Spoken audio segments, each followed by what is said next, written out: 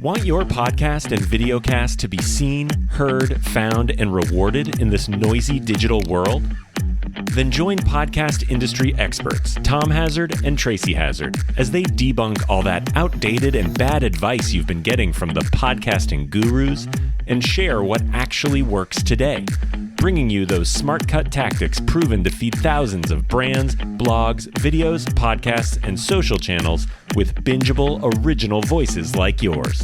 Get ready to feed your brand. Hey everyone, welcome to Feed Your Brand. I'm Tom Hazard with my co-host and better half Tracy Hazard. Today, we've got an exciting topic for you regarding ads in your podcast. And Tracy, I have to admit, I'm forgetting the exact title of what we're calling today. You probably have it there. I do. Maximizing podcast revenue. Because if you're going to run ads or you're going to run affiliates or you're doing anything that where you're making some calls to action. And so we say ads, but we really also mean promotions, right? So it could be your promotions, your own advertisements for your companies that you're putting on your own podcast, but it could also be third-party ones from other companies. So we want to maximize our revenue from our podcast. And our guide today, the tips and steps we're going to talk to you about are about securing paid advertisements for your show. So specifically outside, because a lot of what you do in optimizing your show actually precludes you from making enough money.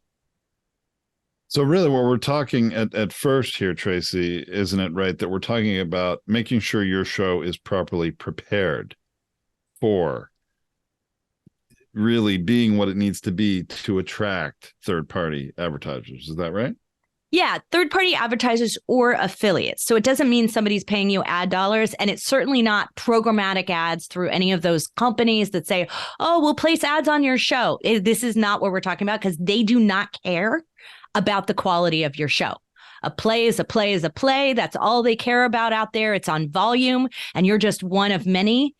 And they're making lots of money on their end, and you're making very little. In fact, they don't care about anything about the content of your show. And that's why they only want to put ads on the very beginning. All they care is if anybody listens to the first couple of minutes. They don't care if anybody listens to any more of the show, which is really something that, you know, if it's not obvious, Tracy and I don't find a lot of value in that for pretty much any podcasters. I mean, maybe if you have a show that has 500,000 plays a month and you run it out on the beginning and you don't care if it's relevant to your topic, there may be some shows that are like that, but the vast majority of us are really not in that camp. Right. And, 10,000 plays per month is still a really good show. And you should be able to monetize that if those 10,000 listeners are in an amazing niche. And that's what we're talking about today. We're talking about even if you have a smaller size show, but you would like to take affiliates, advertisements, or promo your own stuff, there are some things that preclude you from making enough revenue.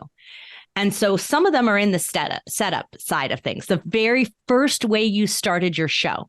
And we need to clean these things up. So if you haven't started yet and you're listening, think about this as you're strategically planning.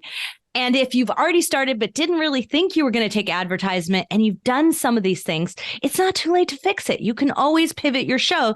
That's the wonderful thing about podcasting is the flexible feed. I can change my cover art. I can change the name of my show. I can change my description. I can move the model on anything and it automatically updates in my entire feed. That is true. I think we've pivoted our various shows many, many times over the years, right? Things change. You want to update it. Yeah, absolutely. So the first thing that we want to highlight should be obvious, but it's really not obvious to most. And most podcasters don't like hearing this. They really don't. They don't. It's a little ego blow. It's a little tough love, okay? Yeah. It's get rid of all the references to you in the dominant positions of the name of your show, your cover art, and at the first couple of paragraphs of or the first couple of sentences of your description, right? If an advertiser is using your show as a vehicle for advertising, then it really needs to be about the audience because that's who they want to reach.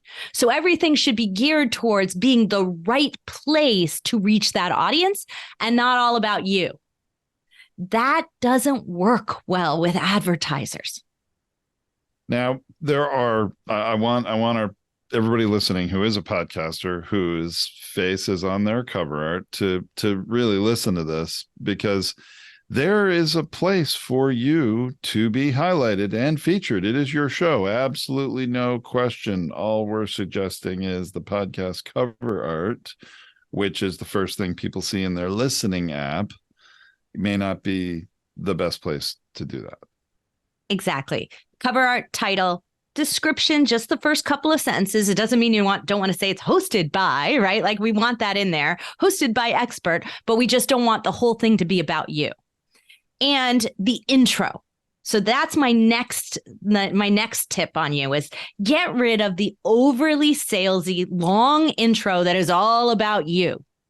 We want the intro to get them into the show quickly because they want the intro to get them into the ad quickly, right? Like this is not something that it confuses people when you have these overly long intros and there's mixed messages, calls to action, and salesy stuff in there. So if you want to take advertisers and you want to offer that model, then that is something you need to get rid of as well. Now, it's okay to get rid of it going forward if you don't have a system like we do at Podetize where you can strip out all your intros, you can replace them tomorrow.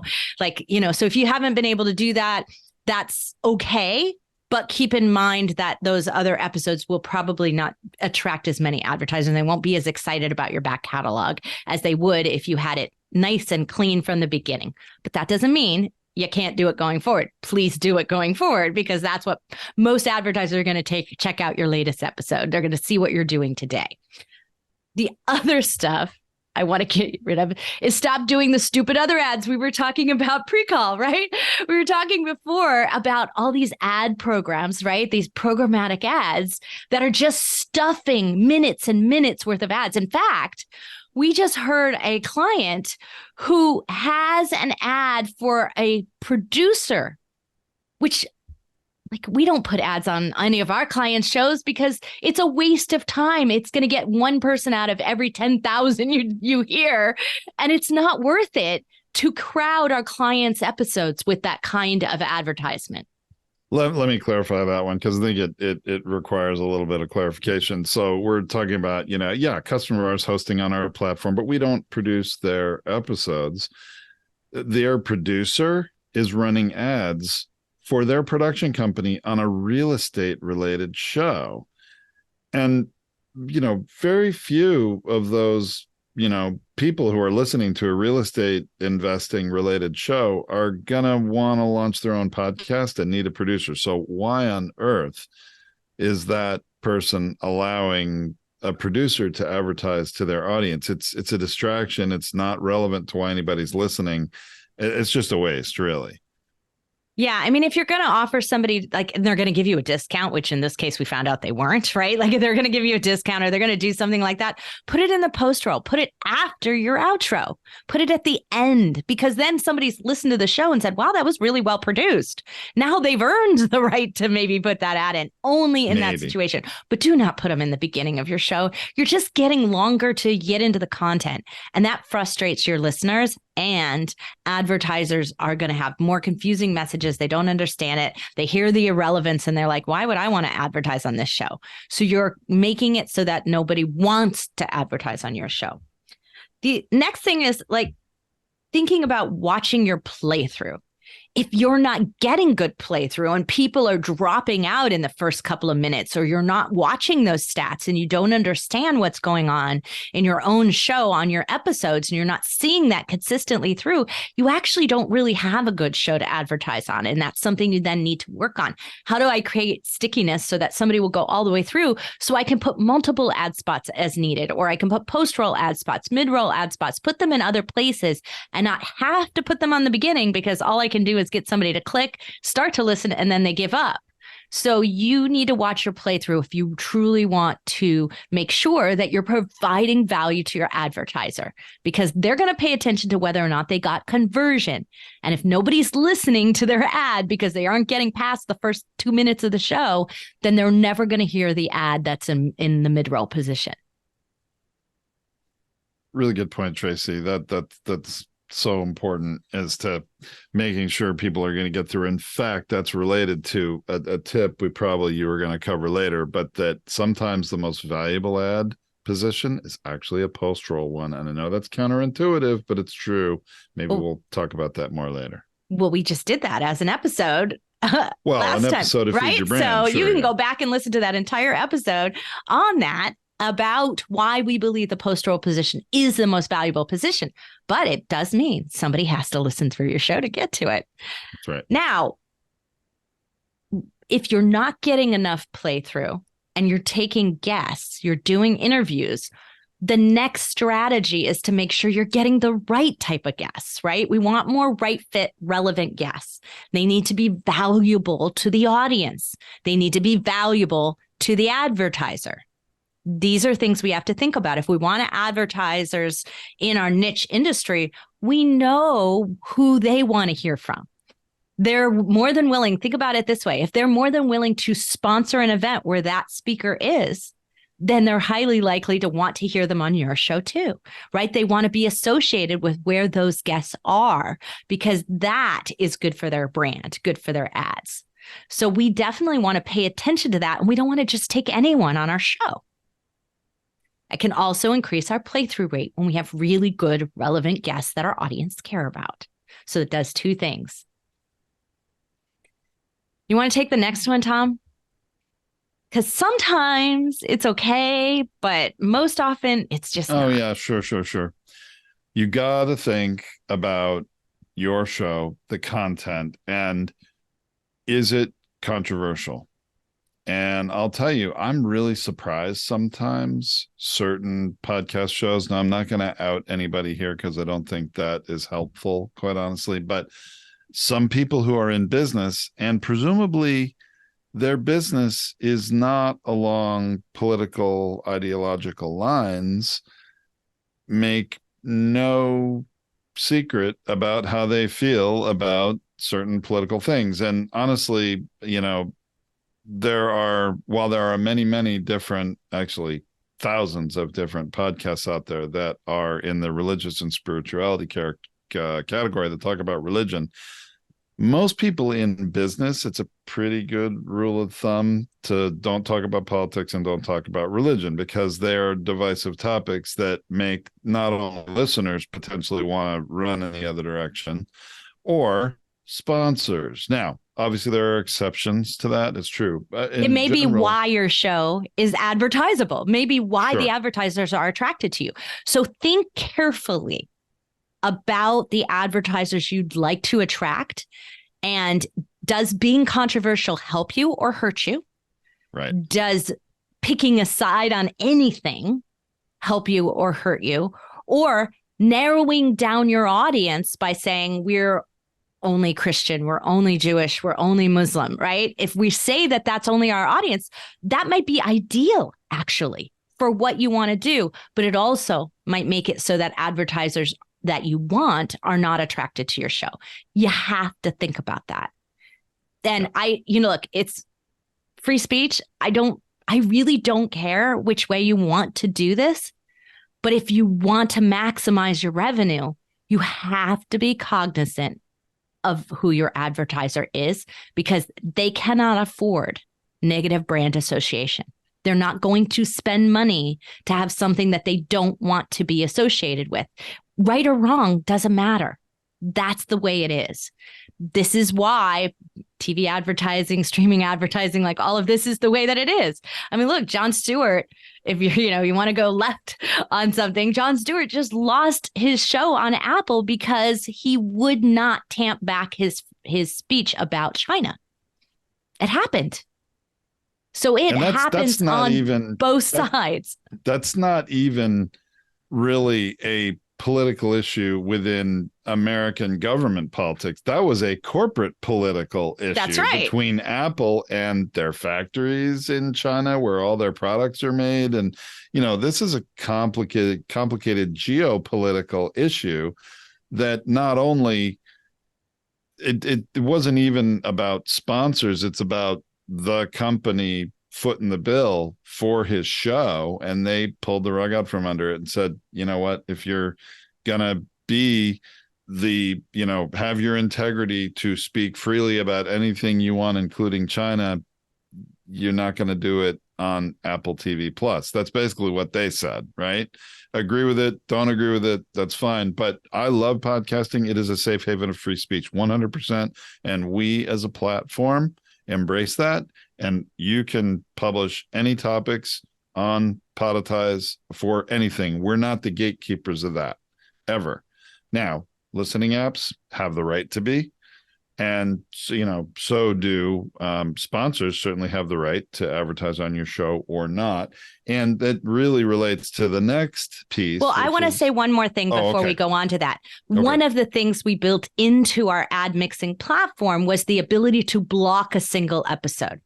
So if you so felt that you were compelled to say something, and you could keep all ads off that particular episode, block it from advertisement, essentially. So you would have no ad spots in it. Nothing would go in it. And so that you could have an episode that was like that, where you didn't have the brand be side by side with something like that.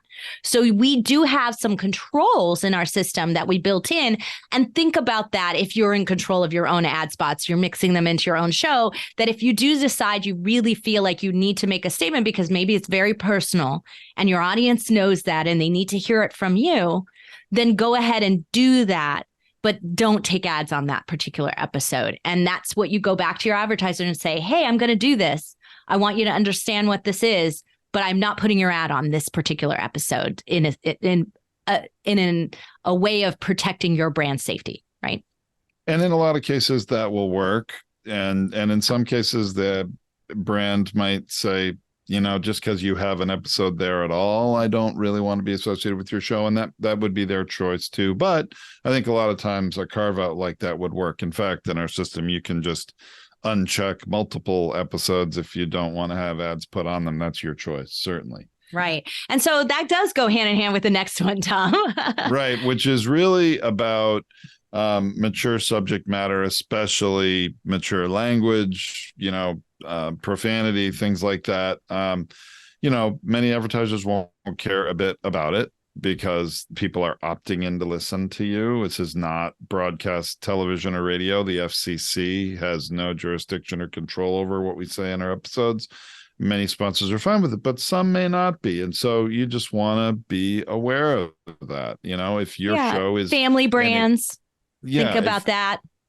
If your show is an explicit show and you routinely, the F-bombs are flying here and there and all that, well, that's your choice. But there may be some brands that just don't want to be associated with that. They would rather be on a clean show. So absolutely. Things to consider. And again, this is about preparation, making your show be in the best possible condition to be attractive to advertisers, right? So the next set of tips that we're going to give you are really about going forward, right? What are you doing with your episodes? How are you watching things? How are you going to get those advertisers? And what are you going to show them your value on? So here's something. You got to do longer episodes. If you're doing really short episodes, you need them to be long enough to fit a couple of ads in, because you're going to decrease your revenue potential just by not having enough ad spots. So think that through. Now, you don't want to inundate people with ads. That's, you don't want to cram them in. So our rule of thumb is 4 ad spots every 30 minutes, but 2 of them need to be on the outside edges. So no more than 2 in the middle of a 30-minute show. Think about 2 mid-roll spots. It could be a third of the way through. It could be halfway through and 2/3 of the way through.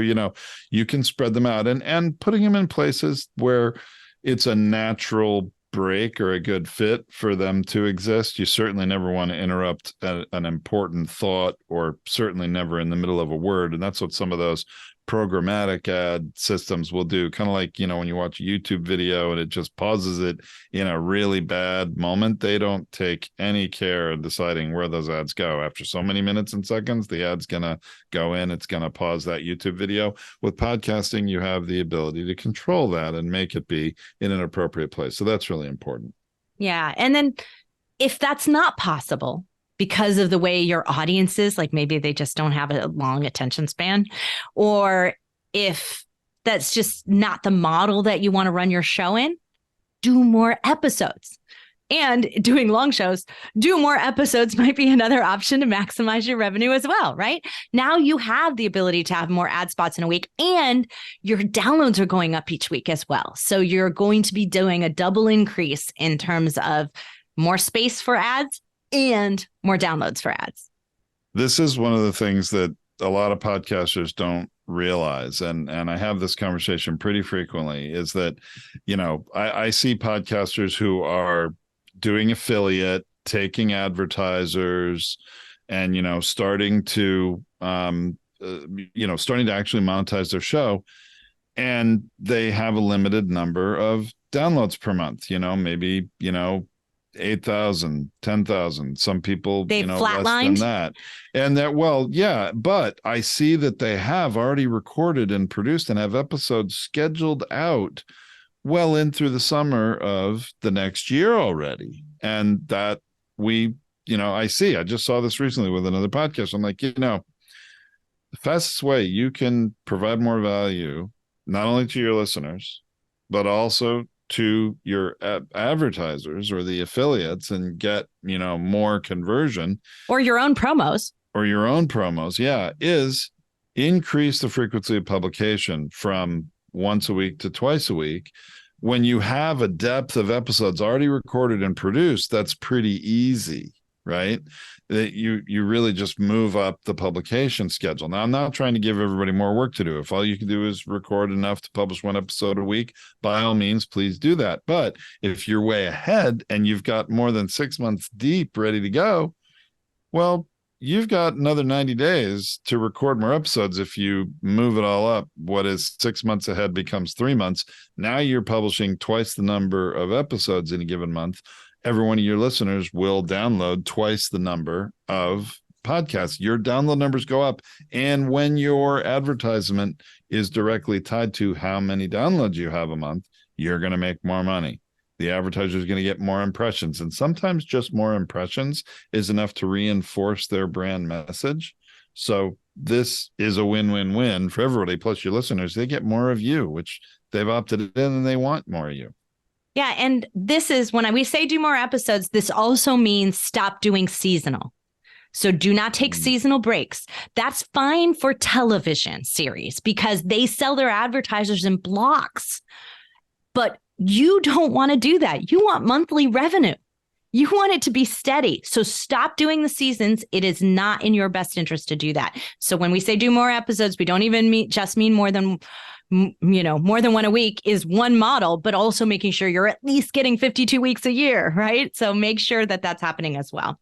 So let's talk a little bit about the next one, Tom, which is know your stats, right? Like if you don't know how many downloads you're doing, that you're pretty consistently growing, that you're growing 15% in listeners month over month over month, that you've got this kind of, I'm going to call it consistent statistics going for you or consistent growth going for you, then maybe you're also not ready yet to start talk to the advertisers, and you need to do a little boost up program, such as add more episodes in a given month and start to boost your growth for yourself. And there are other things you can do also to increase listenership. And in fact, there's a couple new programs, not, shameless plug. There's a couple new programs at Podetize. We actually are advertising. We're offering to advertise your show to new listeners, and it's a part of our hosting program. So been reaching out to our existing customers about that and doing that here for the next couple months. But there are ways to grow your show beyond just do more work, publish more episodes. There are other ways to do that, and it's very important. But I also think you have the opportunity to test conversion, which is the next one that we want to talk about, right? Yeah. And if you've ever done email marketing, one of the first things you want to do is warm up that list and test how many people are going to open those emails, how many people are going to click on a link within those emails. We do this all the time at Podetize. We typically have a 40 to 50% open rate on emails that we're sending that are marketing related, not to our existing customers. But the conversion rate is something we're always trying to get up. Great, all these people open the email. Why aren't they clicking the link? Or we see they're clicking the link. They haven't really taken action on what we wanted them to. What is that conversion rate? From all the people that are listening, how many are going to click to go to a landing page for the sponsor? Now, you can test these things, test conversion, survey your audience. How many people are going to take action? You can put up a little ad or promo for something that's not asking anybody to buy anything, but just to see how many people are going to leave that listening app and go to a landing page to get something. You can assess a conversion percentage, and then you can show that as value to a potential advertiser or sponsor. So a really good example of this was back when we did our 3D print podcast. In the early days, we did a test. We actually did it with an advertiser because they were just like, hey, we hear about this podcast advertising thing. We've never tried it before. And we said, okay, well, let's see what we can come up with. And we came up with this program idea where we would give them a downloadable 3D print file that they could print on their own machine that was designed by us. So the advertiser offered the landing page. They would download, they put all their name, email address, and they get the file and they'd be able to do that. Well, originally they said, what if we just did it with sending them the actual print? So like they get it already printed off of our printer. And so we'd send it that way. So that we mailed it. And then there was a high demand and they asked for the file. So we ended up with over 37% conversion on the first piece of it. But when we also then offered the file to people who already had 3D printers, it was like 50% or something. It was crazy numbers that did it. And so the opt-in went nuts because it was something super valuable to the audience who loved us because they'd been listening to us for quite some time. We were like at least 150 episodes in by then. And they wanted to see some of our design work. They wanted to be able to print it on their machine. And so it was really relevant and personalized. And our audience just went crazy with that. Now, that's key, Tracy, is it was relevant. Now, obviously, how many 3D printing podcasts are out there? You can probably count them on the fingers of one hand, right? I mean, I think there's still only like niche, 3. Very niche audience. And we're not suggesting that all you have something similar you can do, but there is always something of value you, as the host of the show, can provide your listeners, and it can be a one-to-many thing. So, you don't have to physically mail things in the mail to them if you don't want to, something downloadable, but something of value, a reward for your listener for taking action and going to a landing page, which, by the way, can be linked right in the description of your episode. So you can mention to your listeners, hey, if you're willing to do this, go right in the description. There's a link there. And, so it's very easy for them to do it even while they're listening, because in most listening apps, you keep listening and you click a link within the description, it doesn't stop playing the episode for them. They can do it actively while they're listening. So I want to say something here, Tom, though. There's a lot of people who think and train and coach people to say that you should put ads in from the beginning of your show to train your audience. And we are not fans of that. We actually find that it doesn't work because your audience is like, are you really going to stick around for me? Are you going to be a good host? Like, oh, you're just doing this show as a vehicle for advertising and it's obvious to me. So we highly recommend waiting until you hit 25 episodes before you start doing some of these tests. We find that it converts better. You get a better action because at that time they say, I think these guys are going to stick around. They've given us half a year. Good job. I'm going to trust them and take action. So your listeners are just less likely to take action earlier on because binge listeners especially are smart.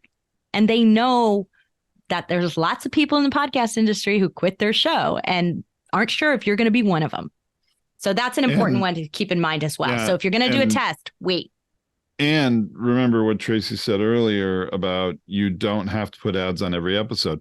You may not, you may always want to have your first 10, 12 episodes of your entire series to be blocked from having ads put on them at all. Why? Because new listeners will usually listen to your latest episode and then go back and listen from the beginning.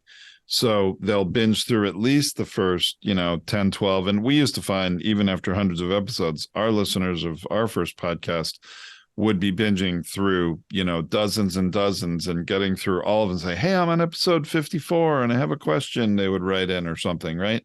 It does happen, but especially those first 10, 12 episodes, you have the opportunity to provide value to the listener, build rapport with them without the ads in those episodes. And then, if they're going to skip ahead, they'll get to where you are now, but you've hooked them. They trust you, they like you, they want to keep listening, and they won't mind listening to ads. In fact, that is an actual hard number I can give you. It was more than 65 or 67%, I think, of 67, I think, podcast listeners do not mind listening to ads. Compare that to television and radio, where 3 to 5 or 6, I believe, percent don't mind listening to ads. The vast majority of listeners of radio and TV do not want to hear ads. They're annoyed by it. Podcast listeners, not the same way. They've opted in. They've chosen you. They're listening to you. They like you. They want to hear you. And if you need to present some ads to them, they don't mind. But even better than that, a large percentage of them will convert to the right call to action. So I'm going to disagree with you slightly, Tom. Uh-oh. So on that first 10 episodes, I do agree with you. When you're in your first year, that keeping ads off of them is not a bad idea. But past that, it's a maximizing revenue strategy. So once you have some really good advertisers, your first episodes tend to be, you'll take a good look at them and they might be 10% of your listening for the entire month. And so you don't want to take 10%. It depends on how you're getting paid.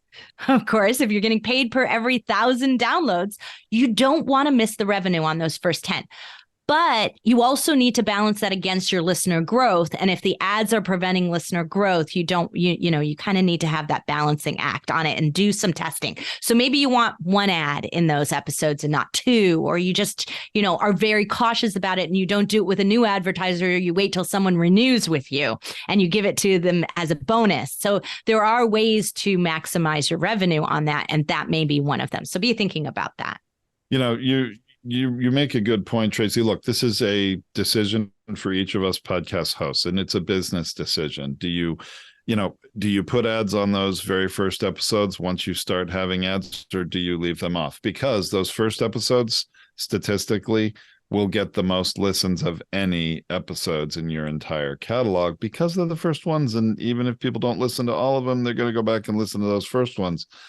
So that's true. They get the most listens, and it is valuable advertising space, no question. So thinking with that in mind, you really do also want to make sure you have a method to track how your ads are doing.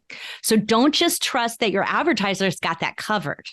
You might need a click-through link. You might need a landing page yourself. You might need an affiliate code. Whatever it is, make sure that you are actually doing some tracking and modeling that. And when you go back to ask these advertisers for renewals, you've got the ammunition. You're not relying on them to tell you whether or not you did well. You're going to say, oh, you were, compared to all the advertisers I took this month, you were my number one ad in terms of conversion, and you did this amount, and we can track through this. Did it work on your end? Were you getting sales from that? And if it wasn't, let's see how we could partner to improve that in the next month. Like now you're making them a part of, they're thinking, oh, maybe my ads weren't bad like I thought they were. Now I could partner up and do something different, and you've got them on the hook for the next month. And if you're seeing them as being some of your best advertisers, meaning that there's the best conversion going on, move them to those first 10 episodes because they're obviously relevant to your listeners. So now you're going to not only convert on the people who maybe aren't committing to your show completely, but if there's relevance factor in there, you're going to increase the conversion rate on those episodes as well. So Tracy, this is a really good point, and I want to put a little emphasis on it. I know this is a little longer episode than we usually do, but this is important. You need to be able to prove to yourself and to the advertiser that your show converts. And if they didn't get enough of whatever they are measuring as value or success of the campaign, there's a lot of variables in any ad campaign, right? So if they do not feel that they got enough value out of the advertisements that ran on your show, it's all too easy for an advertiser to say, oh, your show was the problem. It wasn't my product or the offer I made or the way that I presented my product. There are so many variables. We want to be able to show them, look, you got this many people clicking through in this week and in this month of time from the ads on our show to the landing page on our website. That's a lot of value. You got a lot of people taking action. If they didn't buy your product, maybe you ought to reconsider the ad, the offer, the product, the pricing. I mean, so many other things for them to dial in, but you can show them, hey, listeners took action. They went. They just didn't buy what you had to offer or didn't take whatever action you wanted. And I want to make sure that you understand that we're proposing a model where you're selling ads on a monthly basis, not on locked into that episode for the lifetime of it, because that will always be less. For an active show, the average number of total listens. Okay, this is not your show in particular. Yours might be 10 times this, and great, good for you. But the average number of listens on an active show, one that's continually publishing and publishes 25 episodes or more, is 1,400 listens. And some of those listens don't come in month one. And so that's important to understand that that's its lifetime listens on average. A show that quits their show after 10 episodes, their average listens are under 300 lifetime. So significant difference. For a particular episode, is that what you're saying? For a particular episode, yeah. And so, multiply that times where you are, right? Because that's just the average across all the shows, and lots of shows barely get 10 listens, right? And then there are those that get 500,000 listens. So that's an average across every single episode that we found in our numbers here. But this is important for you to understand that many, many listens will come in the next 60 days or the next 30 days. So you want to encourage them that, hey, if this was working on this episode, you want to stay into it. So renew with me the next month. Remember, we're talking about maximizing your revenue potential here from your advertiser, that's a way to do that. Which brings me to one more final thing that I thought of that wasn't on our original list of 12 items. So this is bonus number 13, but host recording your ads is an extreme important conversion factor. Host recorded ads perform 3 times better. I think that's low, but 3 times better than a recorded ad from your advertiser. And I know you're thinking, wow, but getting their ad recorded, it's so much easier. It is easier if they provide you a completely produced ad that you can just run. No question, it's easier. But if it's only going to do a third of what you could be doing if you did a host record a personal ad for it, isn't that worth a little bit of your time? You're a podcaster, for goodness sake. You're behind the mic. Go do it. It doesn't take that long. So now sometimes I say, like, you know what? Maybe you just want to test the waters, see if the advertiser's right, use their ad, and then in the next 30 days, you record the host recorded. This is a great way to get them into a multi-month program. And so say, hey, we're going to run a 90-day program. It's X dollars per month or X dollars for the 90 days, right? And then your ads come out, right? You don't leave them in there. This gives you a chance to maximize your revenue and sell the next 90 days and the next 90 days to someone completely new. So that's also possible. And you can go back and say, hey, they're already programmatically in here. We've already got it running. It seems to be working really well. Would you like to renew at a discounted rate? If they don't renew, in the next week, then you go and replace them and find a new advertiser. So that helps you push that sales model and make sure that you maximize revenue across your entire show catalog, across your entire podcast. A lot to think about.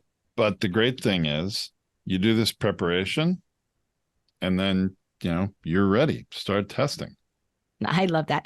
Well, so there's lots of other episodes that we've done in and around advertising. They're going to be linked in the show notes for this episode on podetize.com.